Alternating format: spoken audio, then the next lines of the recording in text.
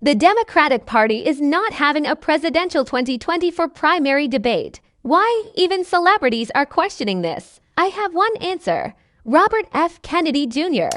We should note that during our conversation, Kennedy made false claims about the COVID-19 vaccines. We've used our editorial judgment in not including extended portions of that exchange in our interview. We thank Mr. Kennedy for the conversation. The general theme of my speech was this corrupt merger of state and corporate power, which is turning our country into a corporate kleptocracy, into a system of socialism for the rich, and this kind of a cushy socialism for the rich, and this kind of brutal, merciless capitalism for the poor. Americans care about the underdog. They care about that kind of suffering. But the question is, why are we in the Ukraine? Because Lloyd Austin, the Secretary of Defense, said that we're there to exhaust the Russians. President Biden has said that we're there to deplatform, to depose Vladimir Putin. And if that's why we're there, and we're killing a lot of Ukrainians as pawns in a proxy war between two great powers. Here's one last thing I would say.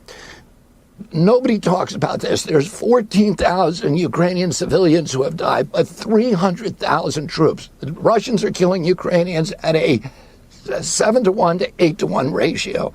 They cannot sustain this. What we're being told about this war is just not true.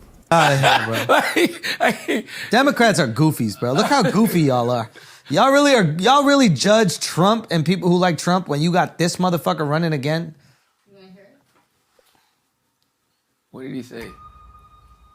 Freedom, Oh, Jesus.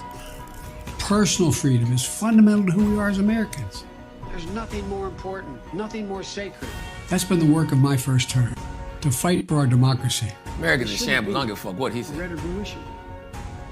to protect our rights, to make sure that everyone in this country is treated equally and that everyone is given a fair shot at I'm not listening to 3 minutes of this shit, yo. The world is in But shambles. you know, around the country, Aren't you embarrassed to be a Democrat? America is in shambles. I'm not a Democrat. Yeah, boy. Yeah, boy. Yeah, boy. I'm not a Republican either. Yeah, boy. I'm nothing. Yeah, I'm not saying you got to be a Republican. I'm just out here. What about you, Chris? You like Biden? You voting for Biden again? I think we could use a fresh new person on the That's seat. why it's whack that the DNC won't let nobody They won't do no primaries next year, man. Do a fucking primary debate. Put Joe Biden up on that stage with Bobby Kennedy, who's challenging him, and Marianne Williamson, and whoever steps up to the plate, and let's have a fucking discussion, yo. Well, the fascinating thing is they will not allow, for the primaries, they're not going to allow debates. Oh, they don't want to let RFK on a stage with Biden. Yeah. RFK will rip that old man up. And then imagine if his voice was good. It's really a shame. It is a shame. It's really...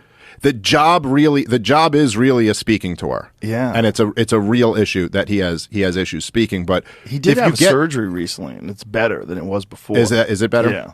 But he's an interesting guy in a lot of ways. And I know people will say because he was a vaccine skeptic way before the COVID vaccine. He's been a skeptic of vaccines in general. And a lot of people say that's like, this is a conspiracy theory or it's too far. But, that argument after COVID is really much weaker than it used to be. Because people are actually like, yeah, I'm listening now. Yes. Now I'm actually kind of listening to that guy. It seems like there's a playbook, and you guys have been following this playbook forever. Yes.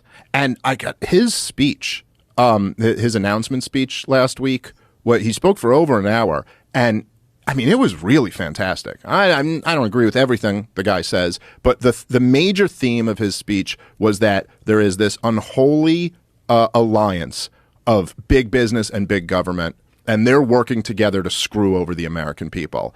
And damned if anyone can argue that that's not true. Ask yourself, is any news organization you know of so corrupt that it's willing to hurt you on behalf of its biggest advertisers? Anyone who do that is obviously Pablo Escobar level corrupt and should not be trusted. What would that look like? That level of corruption. Well, imagine that the Trump administration had made it mandatory for American citizens to buy MyPillow. That's one of Fox News' biggest advertisers. Imagine the administration declared that if you didn't rush out and buy at least one MyPillow and then at least another booster pillow, you would not be allowed to eat out. You couldn't re-enter your own country. You couldn't have a paying job. MyPillow, they told you with a straight face, was the very linchpin of our country's public health system. Now imagine as they told you that Fox, as a news organization, endorsed it, amplified the government's message. Imagine if Fox News attacked anyone who refused to buy MyPillow as an ally of Russia, as an enemy of science. If Fox News did that, what would you think of Fox News? Would you trust us? Of course you wouldn't. You would know that we were liars. Thank heaven Fox News never did anything like that, but the other channels did.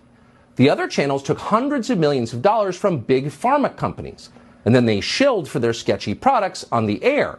And as they did that, they maligned anyone who was skeptical of those products. At the very least, this was a moral crime. It was disgusting, but it was universal. It happened across the American news media. They all did it. So at this point, the question isn't who in public life is corrupt, too many to count. The question is, who is telling the truth?